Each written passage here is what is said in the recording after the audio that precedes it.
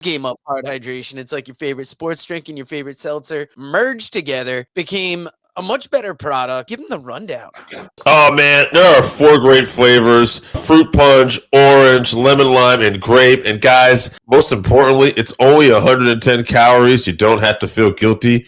You can enjoy some Game Up just like you can enjoy. Miracle Violence Connection or the Road Warriors.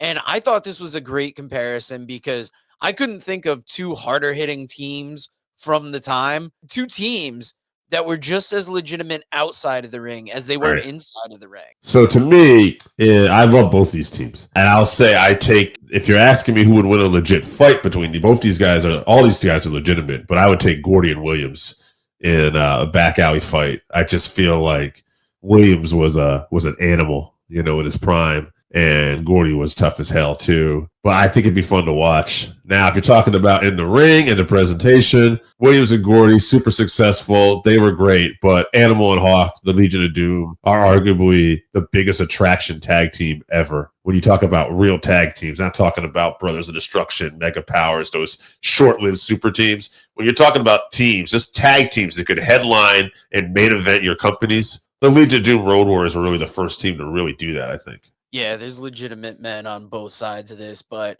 Legion of Doom, they did it on a bigger stage. They were able to do it multiple times. Yes. And I think that's what gives them the edge because both teams decorated, both teams tough, well-respected teams coming out of the 80s. But Legion of Doom made it to the WWF. They were able to translate to that bigger audience, where Williams and Gordy might not have necessarily made that move. We'll never know. But I mean, as you can see, these men separately weren't presented well in the WWE. Would Vince McMahon have figured out how to present them as a team? Oh, I don't know. Vince was not a big tag team guy, so it depends. In the Attitude Era, maybe, if Gordy and Williams were in their prime around then because they were trying to give different people chances. But it would have been hard.